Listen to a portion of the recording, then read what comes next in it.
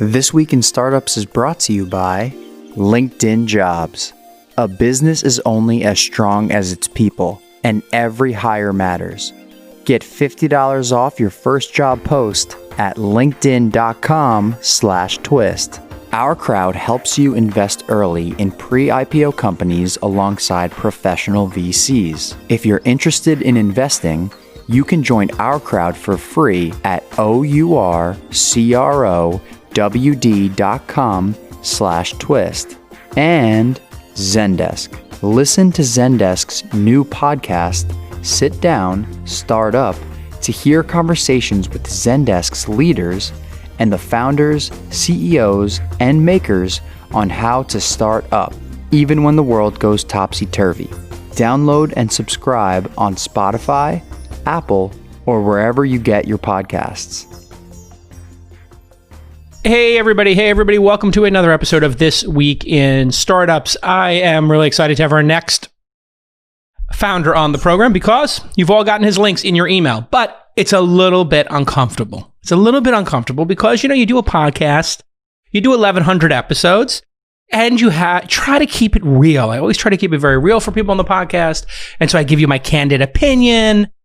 And sometimes I say something and I'm like, well, I think Robinhood's going to have a better IPO than Airbnb when I did my IPO episode. And lo and behold, ding, ding, ding. One of the founders of Airbnb is like, hey, I was just watching the show. I think we might do better than Robinhood. And I said, well, great. Can you come on the show? And so in 2021, we will have one of the founders of Airbnb on the pod. He said he's a big fan of the show. And I just had done a throwaway comment. Hey, throwaway comment. Like, I don't know. I invited the guy from Airbnb on a couple times. He said no. So I don't know. Maybe he doesn't like me. And he wrote me. He's like, I love you. I think your podcast is great. So one of those throwaway comments I had was, we were having a comment about one of my investments, Superhuman. And I had previously had David Hammeyer Hansen on, or maybe it was Jason Fried, and they were talking about their new email product, Hey.com, which took up all the room in all the air in the room for a couple of months there. And he was really going hard at Superhuman, which is one of my investments. And I've invested in Rahul twice. And one of the things he was like, oh my God, read receipts. You're letting people, you're spying on people. You're tracking their emails. And I'm like, yeah, I guess they do have that very subtle feature where in Superhuman, if somebody's opened it, called read receipts. And I said, well, it's not as bad as DocSend. I hate that company. I can't stand DocSend. I get those DocSend links. I can't take it. Because all these founders send me a DocSend link to protect their IP, rightfully so. It is their right to do. And they want to know, what pages do investors look at when they get their decks? And we've all gotten them as investors. And the cognitive dissonance then hit me in the head. I was like, oh my God, I can't stand this being tracked, but I kind of love my founders being able to track investors and have some information if they open the deck or not. And I always told people, I don't open DocSends. I don't open spyware. I don't want spyware on my computer. I just send me, and I was being hyperbolic, but just send me your deck. Or I would go to a website. I don't know, some website where you can convert a DocSend into a PDF. And so anyway, Russ Heddleston is the CEO and co-founder of DocSend. And it turns out he's a delightful guy. And I listened to a podcast with him on one of these SaaS podcasts. There's a bunch of SaaS podcasts out there. And he's a real, genuine, hardworking founder. And he just emailed me and he's like, I don't know, Russ, what you said. Welcome to the program. But you said, like, hey, I'd love to be on the pod sometime. And, the product's not all that bad. And I was like, oh no, it's another one of these situations where I was a little brutally honest about my opinion. And now I got to own it. So number one, thanks for reaching out and coming on the pod. Let's just tackle the issue that I had from the beginning, which is, hey, DocSend, let's just, clear the air here. What did you think of my criticism when you heard it? It can't be easy being a founder. And then, I don't know if you're a fan of the pod or if you've heard of it before, if one of your friends told you of it. No, I'm a longtime listener. I'm a big fan, Jason. So I appreciate you having me on. It's actually the thing I had to do yesterday in prep for this was I had to listen to you at normal speed because I always listen to it at 1.5x. And I was like, I wonder what it sounds like at normal speed. I'm already talking too fast. It's hilarious. You just made the whole producer channel light up in laughter. So I think it's very big of you to come on the pod. I don't even remember what discussion. Do you remember what discussion? And this is we're talking. This is the nature of my life running this podcast. I can't remember what episode. Who was I talking to? What was the context and what did I say? Founder of it's pitch.com, kind of the PowerPoint competitor. Oh, right. Which I think has a little bit of DocSend-ish stuff in it. I've always said I never want to compete with PowerPoint. But no, I don't take it personally at all, Jason, and I always appreciate your candor. So I just thought it might be, fun to have a discussion and just share a little bit more about what's behind it. Because a lot of people don't really think about us as a company. We have been running under the radar for a while, but we have over 16,000 customers. We're profitable. We're growing really quickly. I heard 8 figures in revenue. You guys get tens of millions in revenue. You've been incredibly capital efficient. And as we get into it, let's start off just talking about the issue of tracking people looking at decks, just as an issue. How do you think about that? And how do you frame it with people who use the product and then customers who maybe are privacy sensitive? Yeah, it's a great question. And it's a thorny one too, right? Because it's really at the sender's discretion what they want. And I certainly did agree that for some materials, it's, you do want to have a local copy, and the sender can always turn on downloading. And once you download, we stop tracking. It's just in the browser. So we're not doing tracking at any level that is kind of above and beyond what any other website would do. We're just taking a document, making it into a website, and showing engagement information. And for some people, that's really critical and valuable. Oftentimes in fundraising, where we get used the most is, or the beginning part is just that pitch deck that gets you the meeting or not. And there are a few things that are unintuitive there about why analytics are helpful. That document gets updated a lot. Like you, Jason, are looking at these things really fast. On average, investors only spend, it used to be 3.5 minutes per pitch deck. Now it's down to 3 minutes per pitch deck during the pandemic. It's a whole other story. But then, there's a lot riding on that. The founder's updating it a lot. So if I send you, an attachment, which is my deck, and then I don't hear from you for 3 days, but now I've suddenly updated a bunch of stuff in there. Do I send you the new one? I don't even know if you've looked at the old one. And it's just kind of an awkward way to start off. So I can see if you've looked at it. I can update it. I never have to tell you that I updated the thing. So you basically have this way of controlling who's seen what and having this audit trail. And the per page analytics are useful sometimes, but more just like, do you look at it? Did you care? So the flip side of this is that when you spend time reading someone's deck, you're giving that founder a really big compliment because you're giving them your time. So, in some instances, you're like, yeah, I don't really want to know, but it does dissuade a practice where investors will just forward decks to other investors. Yeah, that is completely unfair, and you're protecting them there. And it really is helpful, as you're saying, to know that the deck was opened. And it's helpful to know what pages people dropped off on, or they zipped forward, or they zipped back. And in fact, I was literally getting prepared for the podcast this morning, and I realized, oh my Lord, I'm a double hypocrite. Number one, I love that. I love what you do for my founders, so they can tell me, 5 people at this venture firm opened our deck. We sent it to them, and they've been in it like 10 times, and we just updated it for them. The partner says, I'm going to send it to my other partners, and then they don't do that, or they do that. And that tells you everything about how really engaged they are, and how likely they are to lead the round. And the interesting thing about that was when I was starting the company Mahalo back in the day, I had created accounts for people to test it. And it had it was sort of like a little bit of a deck kind of thing, but it was more like an account to go check out like the prototype.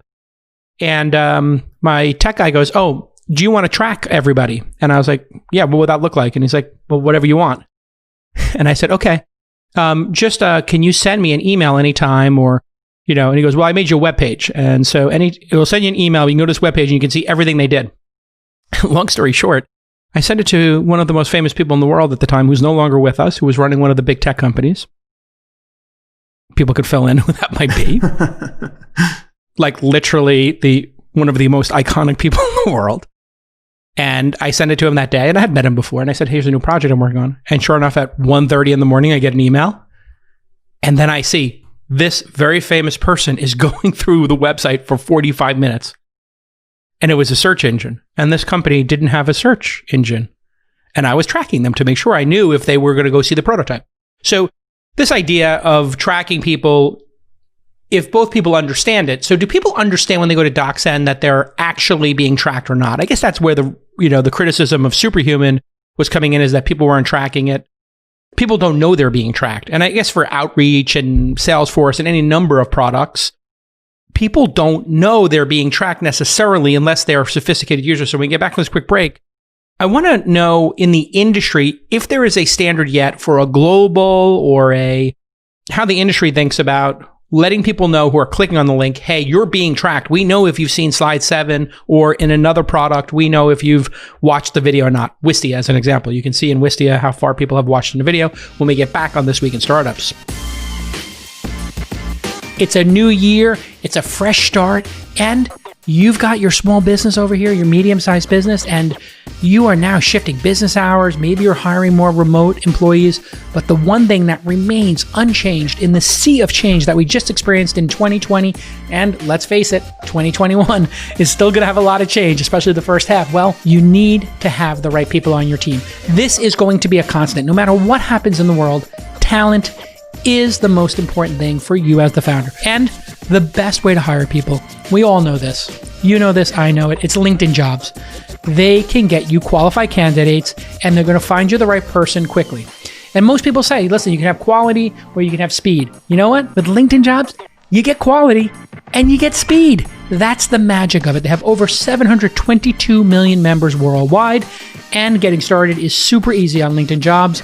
All of these features that they've created are designed to help you get high quality candidates. And when you post your job, you can put screening questions. I love those. And LinkedIn will quickly get those screening questions in front of the right people. And you can do this all from your mobile device now if you're on the run. We're hiring a bunch of people for my company, Launch. Guess where we're finding the best candidates? I'll wait for you. Okay, yep, that's right. LinkedIn Jobs. Of course it's LinkedIn Jobs. When your business is ready to make that next hire, find the right person with LinkedIn Jobs. You can pay what you want and get the first 50 off at linkedin.com/twist. That's right. $50 for your first job posting is waiting for you right now at linkedin.com/twist. linkedin.com/twist. Terms and conditions do apply because they're giving you 50. Welcome back, everybody. Russ Heddleston is with us. Thanks for coming on the pod. He's from DocSend. They've got, 50, 100 people working there now. Yeah, about that, 55 or so. Yeah, hiring is currently our bottleneck. I guess as we wrap up this sort of first segment on just privacy in general and privacy in the enterprise, is there like a ground rule for the industry? And obviously you have to deal with now GDPR in Europe. And what's the California Privacy Protection Act? Is it CPP something? Anyway, we have those two really super duper hardcore privacy acts. Do those impact you? And then what is the industry standard, and what are your thoughts on informed consent from the recipient, the person who opens the deck and is being tracked and maybe doesn't know they're being tracked? Yeah, it's a great question. And we've kind of gone back and forth on this. What we found is often that our users or new users will be worried about their recipients and if their recipients care. But by and large, we haven't really gotten complaints from recipients. Everything is cookie based. So DocSend is fully GDPR compliant. We comply with the California Privacy Act as well. And, if you just delete your cookies, then, we stop that. There's also an option as the sender of a link to request your email address. There's even an advanced feature that says you have to authenticate that you own that email address. We never make a recipient create a DocSend account. It's one of our differentiations. But as a sender, I have a lot of nuanced control around what I'm requesting from you. So if I send you a link and I don't request email, it's just anonymous. However, because of the way our system works, and every time you send a link, it's a unique link, I would know that this link has just been sent to Jason.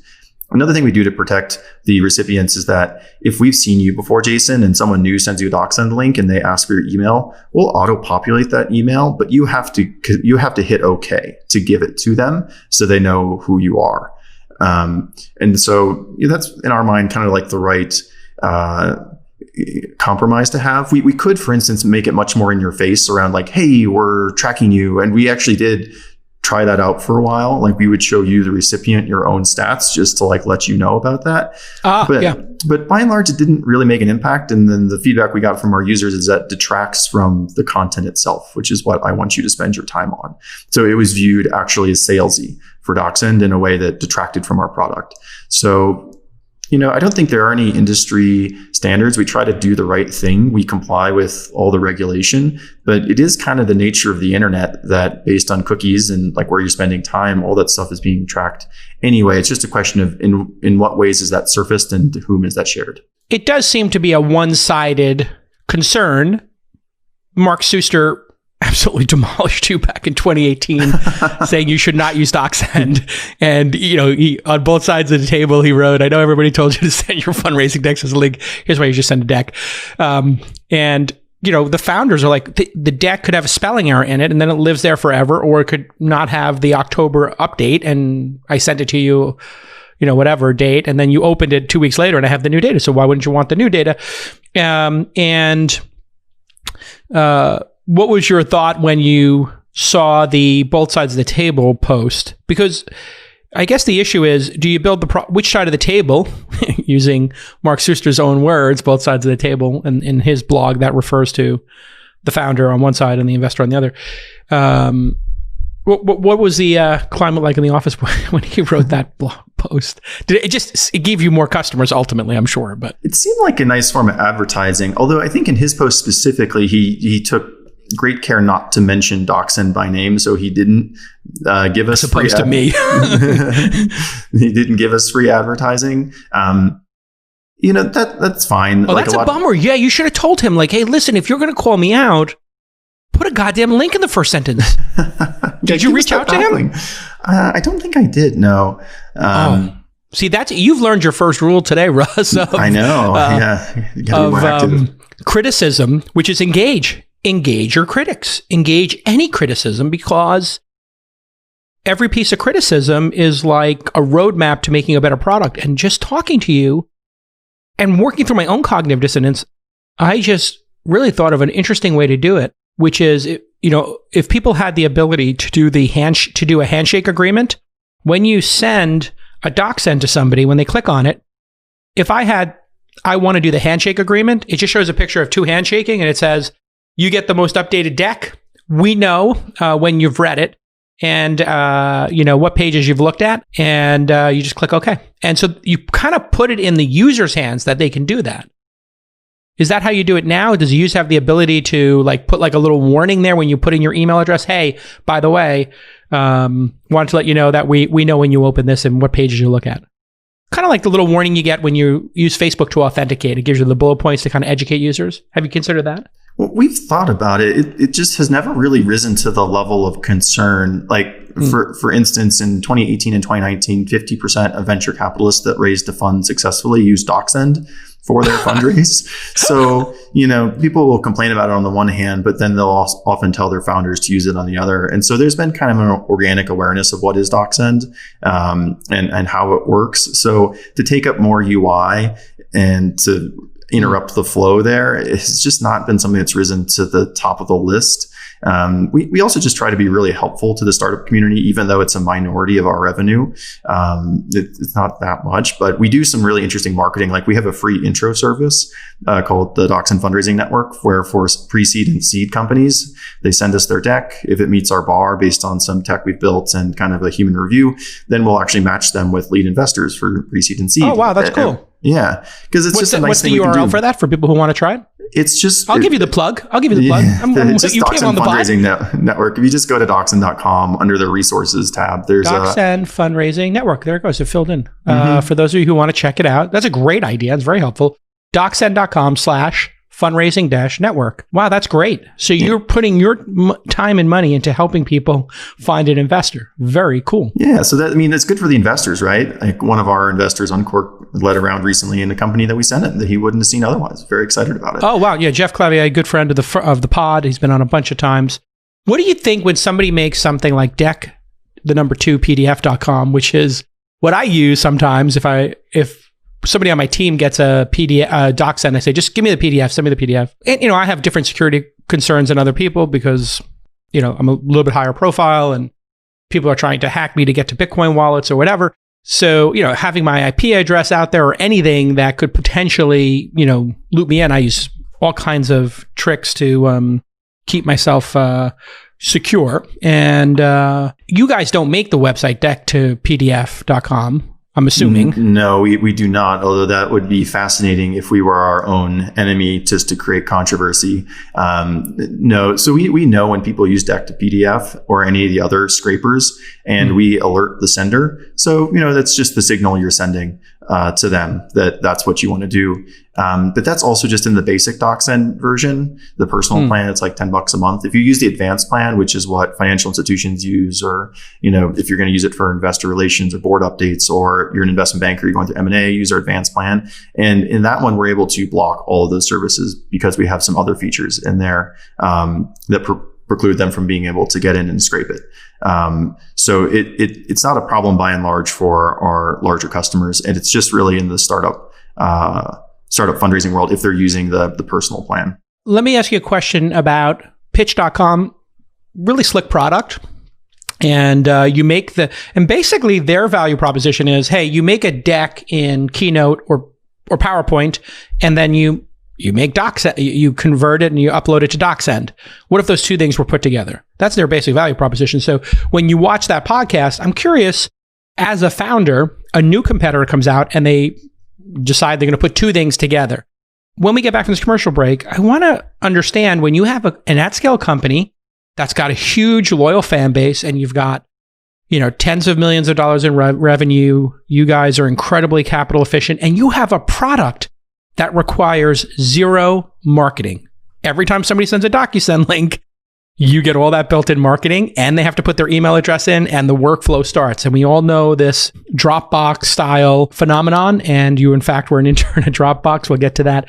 But I'm curious, when you watch, as a founder of the pitch.com podcast where this comes up, how do you, as a leader of a team, and this is inside baseball, but how do you reconcile investors emailing you, your team, and even yourself and your own psychology of dealing with a new competitor that is going to stand on your shoulders? And they're specifically doing that, saying, hey, you use product A, we're putting peanut butter and chocolate together, and you're going to love this new variant that we're creating on top of their shoulders when we get back on This Week in Startups. Do you ever wish that you invested early in some of the best performing IPOs of 2019 and 2020? I bet you did. Well, OurCrowd investors were able to invest in many of those IPOs because OurCrowd allows accredited investors to invest directly in these startups. And they can do it easily, and they can do it early. And that's what it's all about. And these companies go on, and sometimes they IPO, and other times they get bought. OurCrowd investors benefited from investing early in companies like Beyond Meat that IPO'd. Amazing, right? That's a great exit strategy. Another one is many of OurCrowd's companies have been bought by really high-end acquirers like Intel, Nike, Microsoft, and Oracle. OurCrowd's professional research team identifies these promising companies and promising funds across a range of sectors. And they do it across a range of stages and many different locations. And OurCrowd is investing in medical technology, ag tech, food production, the multi-billion-dollar robotic industry, and so much more. So here is a very easy call to action for you. You go to ourcrowd.com/twist, OurCrowd.com/twist. You go to ourcrowd.com/twist, and then you can start investing. OurCrowd is free to sign up for, and you just go to OurCrowd.com/twist. Okay, let's get back to this amazing episode. Welcome back to This Week in Startup. The founder of DocSend is here.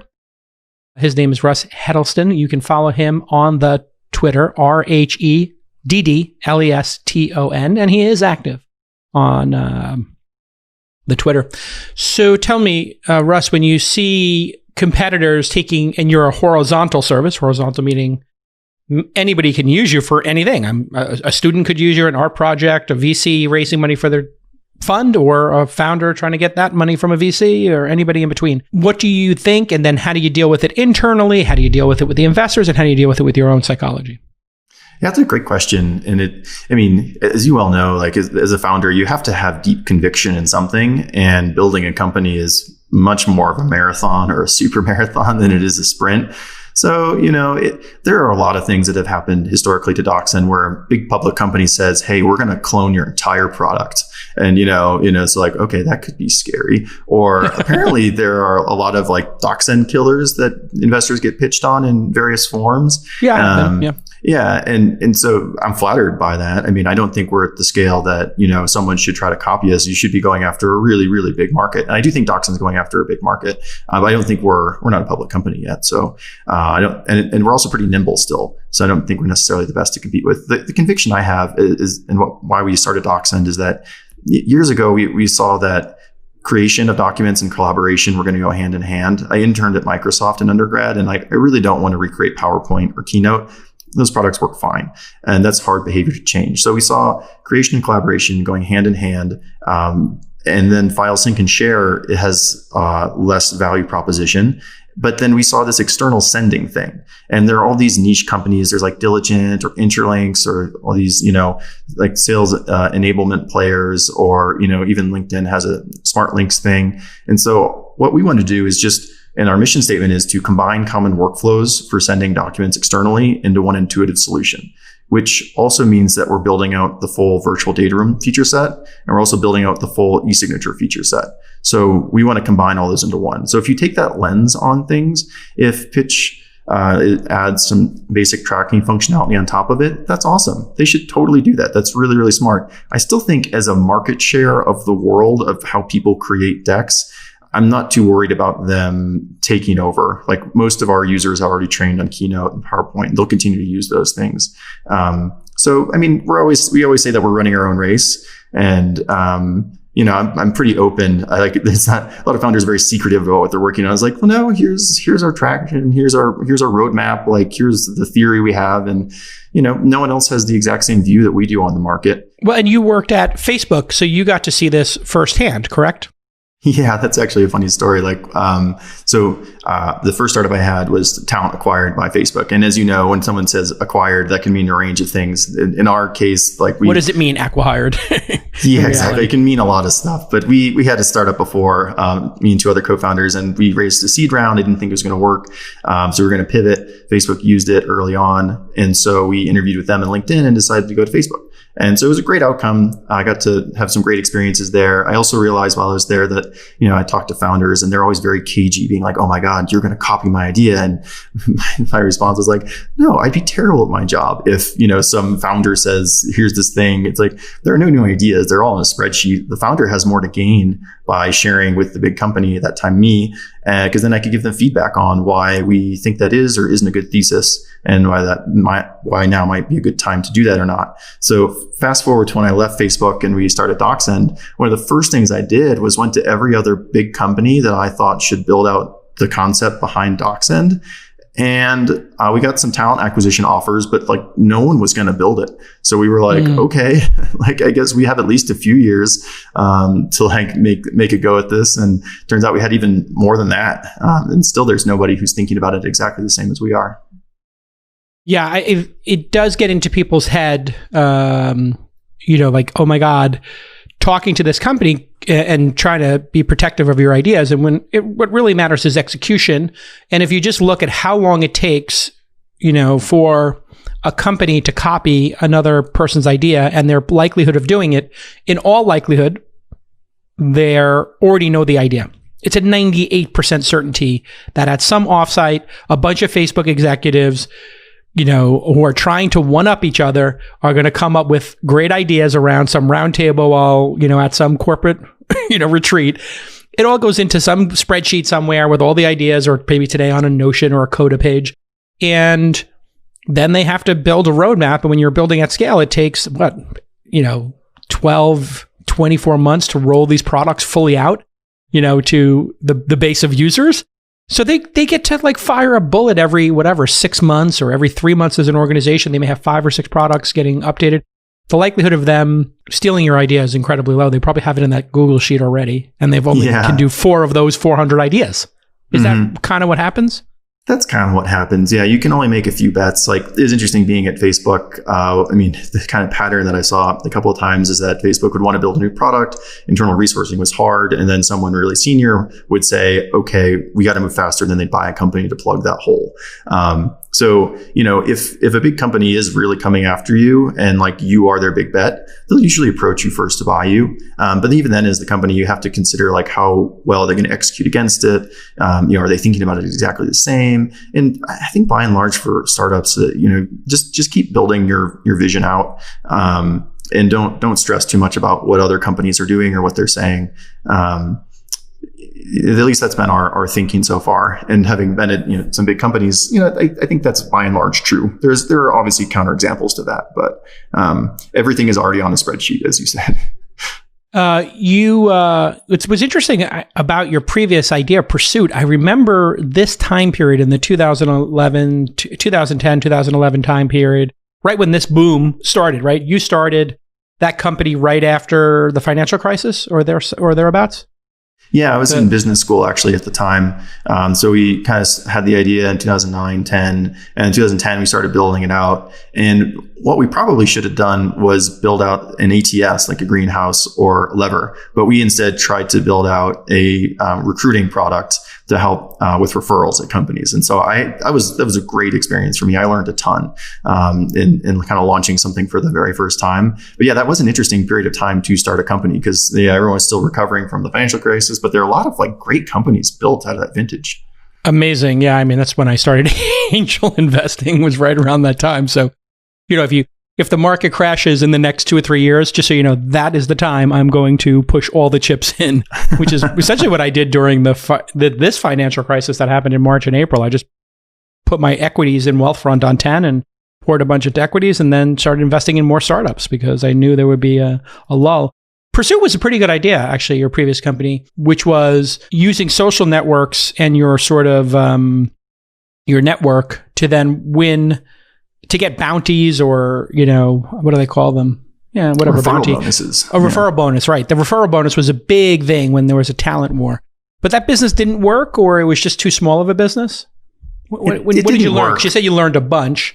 What did you learn about why it didn't work? And then take me through your process of saying, I'm giving up, I'm just going to sell it and go and lick my wounds and work at Facebook for a couple of years.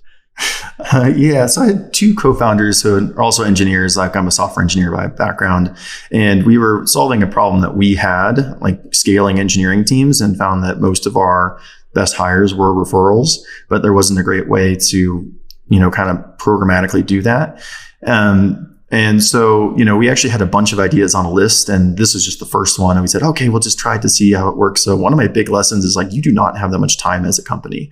As soon as you start writing code, you're really entrenching yourself. So we ran it for about a year. We launched it. I think we got like 50, 60 companies signed up using it. And the real big oops moment was that we realized the people who make the most referrals and are best at making referrals, like I'm sure, Jason, that you make referrals to your companies all the time. You're probably a great source of a talented person looking for their next thing, connecting them to the right people. But once you get money involved, people feel weird about it. So yes, incentives matter. Yeah. Incentives matter. So we actually did get a lot more sharing of job opportunities, but people went out of the network in order to refer those people. They didn't go back through. So our kind of thesis around money itself could help motivate people to spread the word about high value jobs ended up just not being quite right. So it's interesting. Everybody's kind of learned that over time. I remember at my couple startups ago, Mahalo, we had Mahalo Answers, and Quora had done a Q&A site, and Google was actually doing a question and answer site like Quora, and they were paying researchers at Google for this Google research project. I forgot the name of it exactly. They might have called it Google Answers, actually. And they had full-time librarians who you could pay $30 to go research something for you if you needed it, right? So if you're like, I need to know more about this, and that was just a particularly hard search to do, they would do it for you. And Quora added some kind of gold or some kind of way to incent people, and you could earn gold and I could earn gold, and that would help you promote stuff. And it turned out that's not why people use Quora. The reason people use Quora is like you did when you started DocSend, is somebody's like, how do I put a password on a PDF? How do I track a PDF? And it's like, use DocSend. There's other motivations, like people want to get status, and status is just such a much bigger motivator for folks. So one thing I thought was very interesting about how you run the company is you think about what you want to accomplish in the next 18 months, and then you work backwards to how you have to staff and fund based on that, and then you raise money on it. So these sort of like 18-month sprints as a corporate sort of concept, I want you to go into that process. Maybe tell us how many times you did it, how you came up with that cadence, and if you're still pursuing it now, since you kind of have escaped velocity. In other words, I think you're either profitable or very profitable when we get back on This Week in Startups. Everybody knows that Zendesk is the go-to tool for customer support. It's the gold standard. But what you may not know is Zendesk also offers a suite of sales tools designed to remove the difficulties of sales software so sales teams like yours can go spend more time on what really matters to their business, which of course is having better customer conversations. Even better, Zendesk is offering this suite of sales tools plus their industry-leading support software for free for 6 months as part of the Zendesk for Startups program. Think about that. Along with the free access to all of Zendesk as part of the program, you'll also get access to Zendesk's community of startup founders and partners who will teach you all the best practices to better serve your customers, and they'll even offer dedicated onboarding guidance and support to get you up and running in no time. Steezy, one of our great investments here at Launch, they teach people how to dance. It's a subscription service. Think Calm meditation, Steezy for dance. They rely on Zendesk, and they love it. They use the combination of Zendesk Explorer and their ticket tagging system so that they can track which features their users want and that they're most excited about. And then they take all of that information from the customer support channel and they give it to the product team, right? Get 6 months of Zendesk for free at zendesk.com/twist. And to qualify for this program, because they're giving it to you for free, they just ask that you have under 50 employees and you've raised a Series A or below, right? So if you're a Series B and you got 100 employees, why don't you go ahead and pay for the product, okay? But this is Zendesk for startups. It's free. Zendesk.com/twist. All right, welcome back. Russ Heddleston is here from DocSend. As I mentioned, they have a cool product called the DocSend Fundraising Network. If you're trying to raise money, which if you're in this audience, they pre-screen your deck and then send it to folks, which by the way is how Naval and myself started in the industry. We would just send emails to folks and say, hey, here are people we've met with who are raising money. His venture deals became AngelList, and my Open Angel Forum became Launch, and all the other projects I do. So I had heard you talk about this 18-month sprints that you do and that planning that you do around it. Maybe you could explain that a little bit for founders and why it's important. Yeah, I mean, everyone runs their company differently. So, there are examples of all sorts, and ours has worked well for us. We talk about it as kind of the strategy Neapolitan, where there are a few different layers, like mission, vision. Like, we think of that on like a 5-year horizon, like 3 to 5 year horizon. And then, and so those don't change very often. That's our North Star. But then, we have departmental OKRs that are quarterly, and that's way too big a difference between those two things. So we have 2 other layers in the middle. There is a strategy that is an 18-month strategy. So we kind of revisit that on that time frame. And then there are company OKRs that are every 6 months. Every year is too long. 6 months seems like the right kind of like cadence to optimize for. So there's kind of the first half of the year company sprint, the back half, but then every quarter each department is updating their OKRs. And so that feels, what's nice about that, especially as the CEO, is I'd like to not be critical path for everything.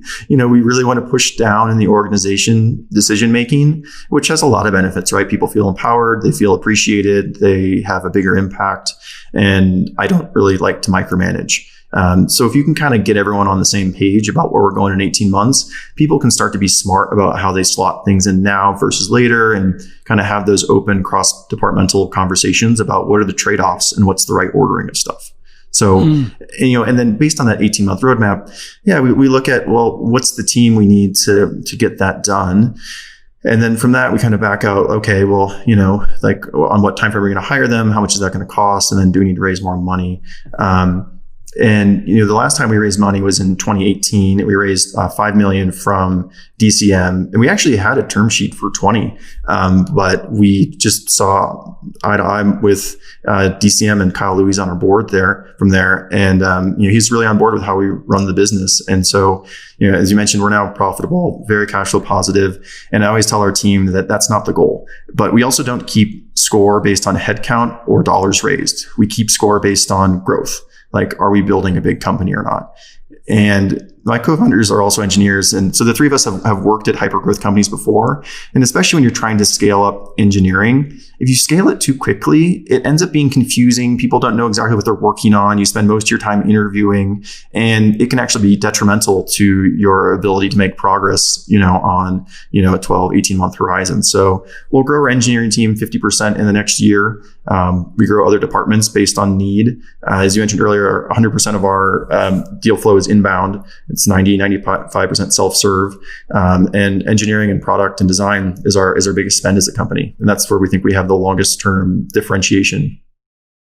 And you try to do SaaS sales and have a big sales team. But the problem with your sales team was if your average sale was 20 grand, or it cost you whatever, 20 grand to make a sale, when you take the entire SaaS sales team together and you divide their whole book of business, it might cost $20,000 for an at-scale enterprise SaaS company, in your case, to make a sale.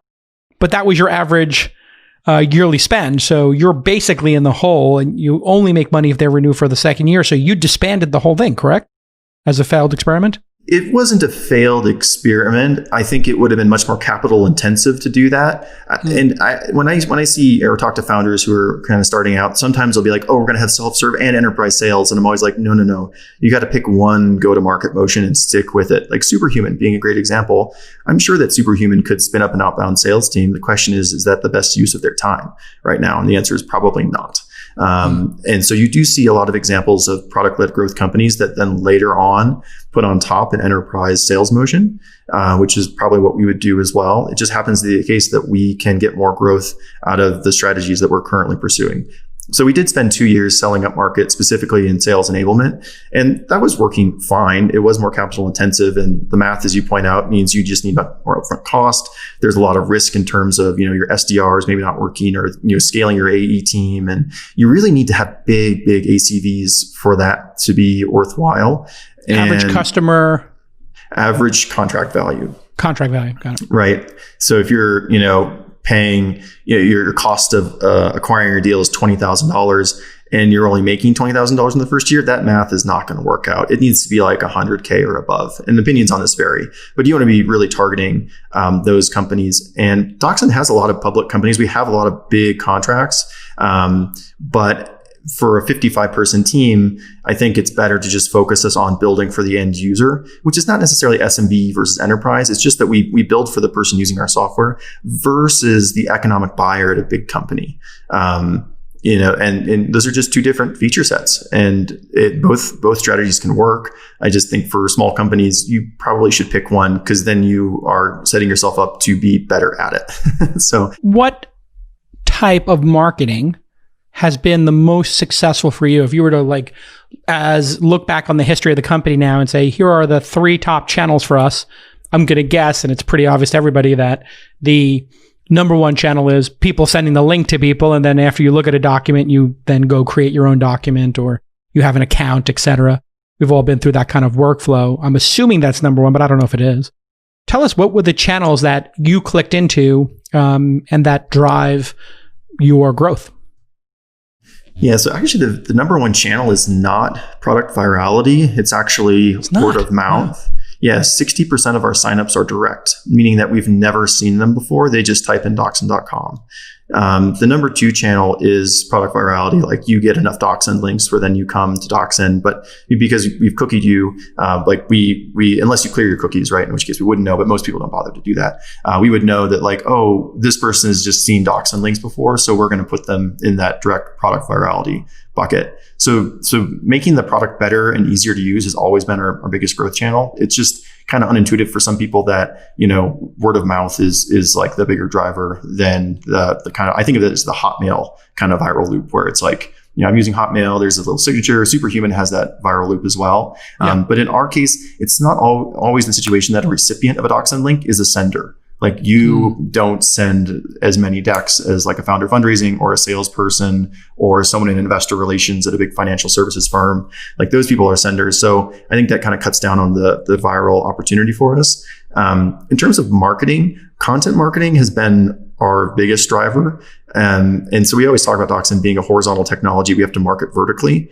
And we've always built the product in mind where it is very horizontal across our 16,000 plus customers. Like there are all sorts of crazy use cases for it. But from a marketing perspective, last year, what we really focused on was the fundraising use case. So we have that fundraising network. We come out with a lot of research reports on like what does a pre-seed or seed round look like, which is just really useful because, we've all been to these conferences where it's always the investors talking, and our research tries to really represent the founder perspective. So when you sign up for DocSend, you say what you're using us for. If you say fundraising, then we'll ask you 6 months later if you want to participate in research. Like we're very security oriented. This is all opt-in, but we have thousands of founders who are like, yeah, sure, I'd love to take the survey. You can in aggregate and anonymize all my data. And so then we code their decks, and then we can say, here's what a successful pre-seed deck looks like and what a successful pre-seed fundraise look like. It takes you this long. What did you learn from that? In that specifically, what does a successful pre-seed seed deck have in it? And where do VCs and investors spend their time in decks? What do they skip over, and what pages do they screenshot? Because if people screenshot, we don't track that, no, because we don't have code on your device to do that. And we could do that, but then it would make it even more annoying as a recipient. And so we try to strike that balance between making it easy as a recipient and giving the sender control. But, even if we did detect screenshots by putting code on your computer, which you probably wouldn't install, that would be kind of scary. You can still take a picture with your phone. So if the pixels are on someone's screen and someone's sufficiently motivated, then they can get them. Yeah, it's like the same thing that Clubhouse is going through right now. Everybody knows how to do screen recording on your phone. You hit that little screen recorder. It's built into iPhones now. They actually, I think, can detect. I understand because people were Clubhouse shaming people by recording their Clubhouse chats that they thought were anonymous or secret, which is so dumb. Like it's the internet. Like you can put it on speakerphone, folks, and just take another phone out and record it and put a microphone up to it. Are you people the dumb? Same thing for DocSend. It's like this is a cat and mouse game. So even if we did that, and Clubhouse can do that detection because they're on your device. It's how Snapchat does, their screenshot detection. But DocSend does not put code on recipient computers. That would just you're limited by what the browser can do. Correct. But the interesting part is the time spent, and it really is interesting that the time spent is what how many seconds does an average VC spend looking at slides? And are there slides that VCs just really care about, i.e. team or something else, revenue? Traction. Well, yeah, team is the most commonly included slide in pre-seed and seed decks and Series A decks. Although surprisingly, no category of slide is in 100% of successful decks. So there are, I don't know, like 5 or 10% of pre-seed decks that just don't have a team page, which is shocking to me, but okay. Where people spend a lot of time in pre-seed is on the product pages. And one of the interesting takeaways here is that pre-seed is all about the product. And so you can see investors spending more time, and more time spent there correlates to being more likely to be successful. Because remember, we also have all the failed decks, or I should say many of the founders who don't raise successfully still opt into this research. And so then we can compare and contrast the two. So more time. So a failed deck versus successful deck, if they spend a lot of time in the pre-seed area looking at the product sections, it correlates with success? Correct. And then seed onwards, spending more time in the product sections actually correlates with failure. That's interesting. Inverse correlation. Yeah. And then you want to see more time spent in the business model or the traction or kind of other areas later on. Like if you have financials in your pre-seed or seed deck, that'll get a ton of scrutiny from investors. But I mean, personally, I don't think you should put your financials in there. If the financials are the best part about your company at that stage, you shouldn't raise money. You're probably doing just fine. And so typically it's just like, yeah, you're losing money, or you have got some crazy projection that I'm just going to discount. So yeah, it is really interesting that the takeaways in terms of ordering which pages get the most kind of time spent on them. But one of the other takeaways is that having a good deck is all about storytelling, and that kind of varies company to company. To your question about time spent, it used to be 3.5 minutes on average. Starting with the beginning of the pandemic, we also track in real time. For the entire deck? For the entire deck. You as a founder, and what's the average number of slides in a deck? I think it's 18, I want to say. There's a lot of stats. So people are basically rifling through 5 seconds a slide or something. They're flip. Because again, this is the thing that just gets you the meeting or not. And so different people look for different things. One of the interesting things since the pandemic started is that decrease in average time spent is due to a lot of just 20 and 30 second views. So you might go through a deck, but after page 5 out of 20, you're like, I don't think this is a fit. Like people are just dropping out. Like it's a much higher bar to like read the whole deck. So we just didn't see that many kind of abandoned decks before, but we're also seeing record numbers of founders sending out their deck. So record numbers are not just existing founders, but new founders. Like, as you mentioned, like now is a good time to start a company if you can afford to. And we're also seeing record number of VCs like going through decks. And, I attribute that to people everybody is at home. There's no in-person meetings. Exactly. It makes total sense. And, the interesting thing was I always had a rule when I was, running companies and had a lot of VC interest. I just would say, we're not raising. That was my number one. We're never raising. And the number two thing I would say is, if you're ever, we're not, they would try to set up calls. And I'd say, yeah, if you find yourself in Santa Monica and you want to come by and, have a hamburger, come by anytime. I'll take you out for a burger. I'd love to meet you. And they'd say, hey, want to jump on a call? And I was like, yeah, no. But if you're ever in Santa Monica, don't have time for a call, but if you're ever in Santa Monica, do come by. And I would be a jerk about it. And man, did people come to Santa Monica? Like I literally had VCs who would just fly down there. It's fascinating. Yeah. I just took like a very, strong-handed approach to it, which was, if you want to meet me, if you want to be involved with the company, I want to see you get on a flight and meet me in San Francisco. I will get on a flight from San Francisco to Santa Monica and come have a burger with me and let's spend an hour. And the people who did, it was like really awesome because the whole dynamic changed, I think. I don't think you can pull that off now, but what you can do is you can get an investor on a 20-minute Zoom because nobody wants to be on a Zoom for an hour. No, it's too long, especially for a first meeting. It's too long. And because everybody's been forced to, I think that this becomes the thing that carries with us post-pandemic. Right now in America, this is being taped and distributed in January of 2021. Yep, that 2021, the time period between January 6th and January 20th, when everybody was white-knuckling it, trying to land the plane in American politics. I keep joking that this is the 13th month of 2020 still, but I guess technically it is 2021. Actually, yeah, I think I'm going to continue this month in 2020. It's a great one. But really, the pandemic's going to end. I mean, we have a lot of vaccines going in arms. Some states in America are already at 4 or 5% shots in arms and have 6, 7, 8% of shots on shelves. So we're kind of entering the end game of the pandemic. But the thing I think that stays is, and I'm interested in if your data says this, you tell me if you see this in the data. First meetings, second meetings are all going to occur online with data rooms, front-loaded. And then the socialization and in-person will happen if you get past 1 or 2 Zoom meetings and all the data and all the information up front. Then the socialization and in-person will happen at the end, as opposed to how we used to do it, which is you come to Silicon Valley, you meet 50 investors over 2 months, or you meet 15 and you get lucky and you do it in 2 weeks. And then you do the diligence after the in-person meeting. So basically, you're, as an investor, being pretty open-minded about letting people into your office to pitch you. Now it's going to be the opposite. To get into the office, to get pitch, it's going to be a higher benchmark. What do you think? I mean, I agree with you. It's hard for our data to be predictive in that way going forward. But I mean, I do think the market is remarkably more efficient in the last year. It's just, as you pointed out, investors looking at more things, having more data points. The flip side and the downside for founders is that they have to get in touch with more investors. But if it's less time per investor, then that can be okay. But it is a little bit harder as a founder just to orchestrate that, getting in touch with 100 So the pipeline is harder, but the pipeline process and the managing of all the relationships is harder. But you get a better chance at finding a match. I think people can do 3 times as, my math, we did it internally, was we are capable of doing 3 times as many meetings not in person. And we had a very, very, very fast in-person process for our accelerator where people came in for interviews. Like they fly in for Y Combinator interviews. They would fly in for launch accelerator interviews. And we would do them back to back. We'd have somebody in the lobby organizing people.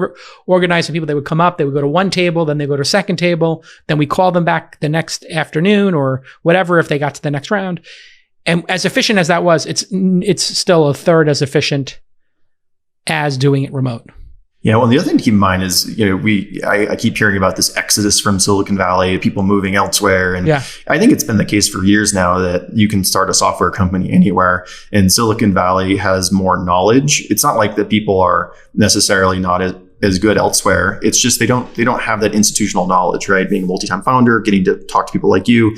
But as that information gets more widely disseminated, hopefully the cost of running a company can go down and we can like move some of these jobs to other areas. Cause pre-pandemic San Francisco, I always joke, it's like a competition of business models. To run a company in San Francisco is just so insanely expensive.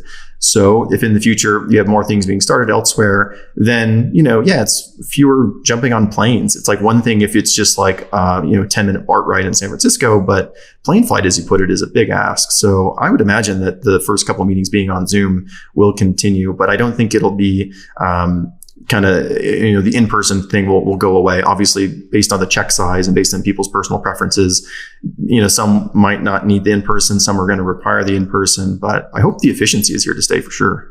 When you look at what you've accomplished in the first 10 years with the company and you start looking at or are you getting, how long has it been around? 7 years, 8 years? 7 years. We started in 2013.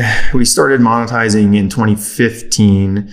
2016 and 17, I learned all the lessons of a technical founder getting into outbound sales. And then in 2018, we changed our pricing, positioning, and packaging. So we did not a rebrand, but kind of like we really doubled down on the self-serve horizontal technology we market vertically.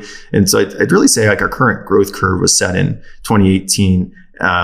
But yeah, your question still stands. Like, okay, we started in 2013. Like, how do we think about having been at it this long and like what the future holds? Is that kind of fair? Yeah, that's kind of where I'm going. Is like you've been at it for 6 or 7 years.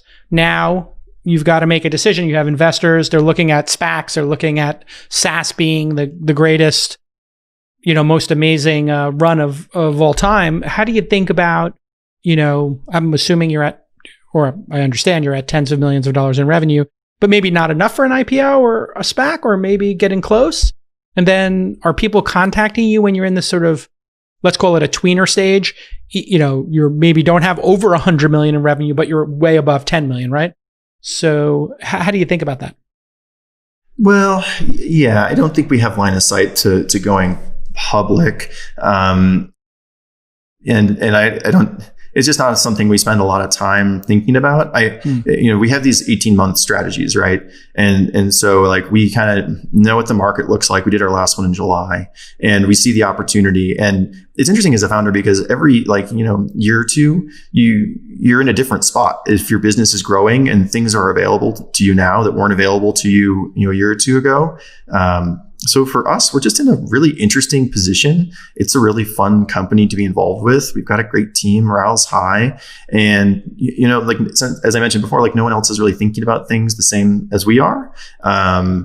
So, we're just kind of full steam ahead. And I think it depends. If you as a founder have like flatlined or run out of ideas, or you're just tired, or it's just too stressful over time, like that can really build up and make it no longer fun to work on. But I mean, for DocSend, my two co-founders, we all went to undergrad together. We've worked together before, so we've been friends since 2003, right?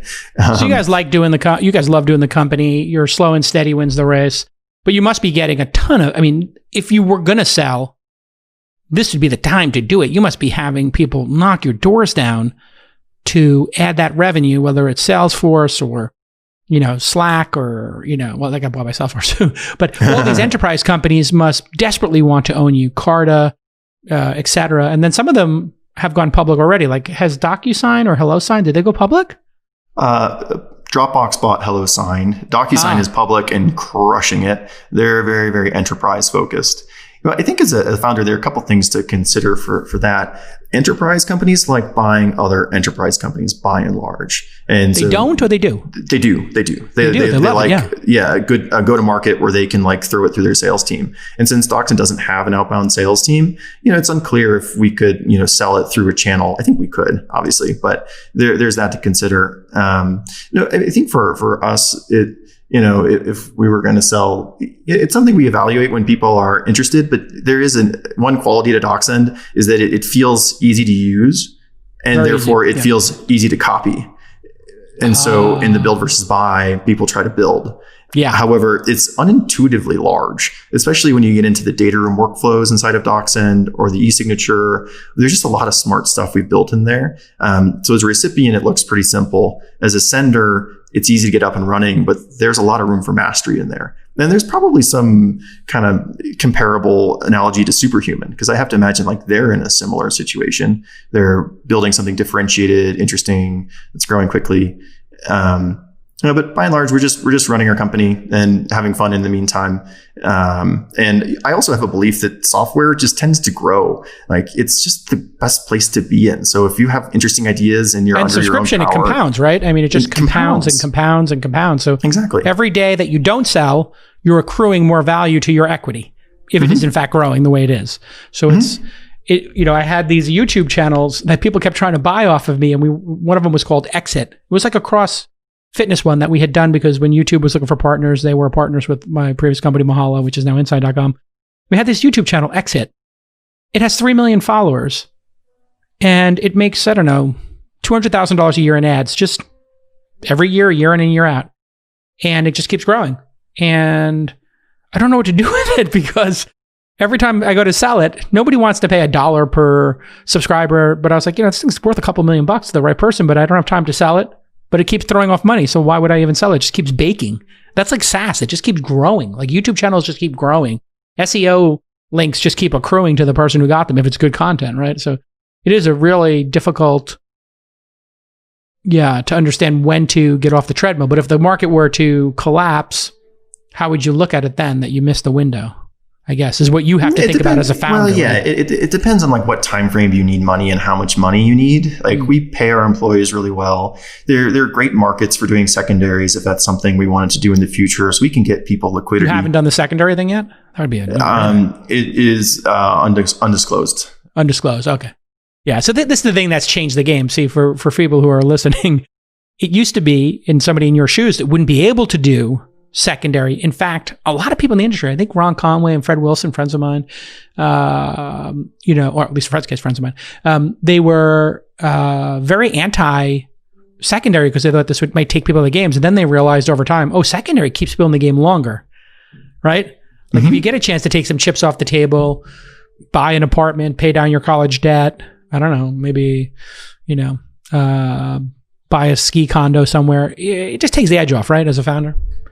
Yeah, and there are a couple dynamics to that. And I think there are going to be more companies that are like DocSend. Like you've got some in your portfolio. There are things like Calendly. There are things like Lucidchart. Companies that or even SurveyMonkey early on, right? Yeah, things just keep compounding over time, and then things become more interesting and you have more options available to you.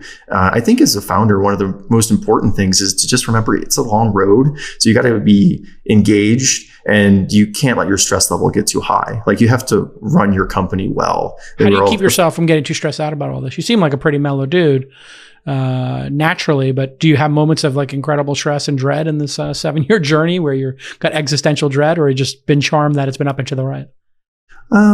Well, a couple things. No. There have definitely been moments of stress for me, like especially, when we decided to go all in on the self-serve and not do the outbound sales stuff.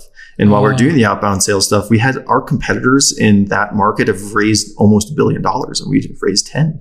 So, that's every time there's an announcement there, and then, our sales teams are in these meetings, and then, is this going to work? And so, why are we raising 100 million? Why aren't we public? Why don't we do this? Why don't we do that? We're falling behind. Salespeople are aggressive. And salespeople have no problem going into the founder or the CEO and being super aggro and aggressive about like, hey, this is what we need to do, Russ. Yeah. Well, our sales team was pretty dull, and I keep in touch with them, and we found good homes for them. But so that was a moment of stress. But since then, no, we've got a good leadership team. So that's really important. Like good hiring. And one of the things we tell our employees is that we have a lot of the benefits of a startup or high growth, but we also have a really small preference stack, only less than 15 million that we've raised. So their equity is likely to be worth a fair amount. And basically the equity we would have given up to raise more money, we're just generous with employees. And so if you hire good people and you run your business well, and one of the key things is just getting rid of underperformers, or even Even Google, I think, says they get 30% of their hiring wrong. And I think a lot of startups don't take the time to correct for that. Yeah, like every time, HR, I think at the end of the day ends up being the most stress for a founder, managing your team, managing egos. And so if you can get those things right and continue to invest in them, I think it does take a lot of pressure off of kind of day-to-day firefighting. What is your ideal employee team member profile? Like, do you have one where now that you're seasoned and you've been at this for a decade and you worked at Dropbox for a little bit or did an internship and you worked at Facebook and you're on your second startup at least, do you have a certain type that fits with Russ and somebody who gels with you and founder employee fit, founder team member fit? I try to let our hiring managers and the VPs and directors have the final say, and I'm involved in every interview loop that anyone wants me to be on. And so my personal criteria is that you can correct for a lot of things, but you can't correct for motivation and inspiration. So I try to look to see, is this position at DocSend a real win for this person, their career? Are the things we as a company, the things we have to offer them, things that are going to be really valuable to them? So for instance, I've seen some other startups that'll try to hire really big name execs. But in my experience, it's those people are probably going to want to build out a really big team underneath them. So you need to hire the right people at the right time. So we don't overweight on name brand schools or name brand logos. We really try to dig into how excited is someone about this. And for some the level of stoke matters. Yeah, it really does. Increasing levels of stoke, folks. You just need to have that stoke. And it is true, what you're thinking of. As the founder and the person hiring the person, you have to think about their careers, especially young people, and their career arc more than them. Right? It's almost like you have to take the burden on of saying, we need to make sure this person succeeds in their career so that they stay with us for 5 years or 6 years. Because really I find the magic in relationships in business happens in year 3 or 4, or starts to happen in year 3 or 4. The first 2 years, you're kind of getting up and running. But then somewhere around year 3, 4, 5, when you're working with somebody, I have this with Ashley, with Jackie, I had it with starting to have it with Presh on my team, and Matt had it previously with Brian Alvin, my partner, on a couple of projects. You just kind of finish each other's sentences. You can trust them to get the whole project done. You got the cadence, everything, right? Yeah, exactly. Yeah. It's a great point too. You, as the hire, the company, do need to think about people's careers more than they might necessarily, because to your point, if they leave after 2 years, if your whole company is like that, that means every year you have to replace half your company. Oh, sucks. That's crazy. And then you're also trying to grow the company by some amount. And then all that institutional knowledge is lost. And it's just a real pain. And as the founder, I can give a really good pitch to someone on joining DocSend, even if it's not the best thing for them. But I don't do that. We try to figure out, is this really the best thing for them? You want to talk them out of it more than anything. My friend Tony Shea, rest in peace, used to pay people at the end of their training at Zappos, and he would say, we'll give you a month's salary if you leave now. Here's the check. It's sitting here. And they would literally put the check in front of them and say, if you want to take this check, you can leave with 1 month's salary. This is after a 3-week training program. They could just take a month's salary and bolt.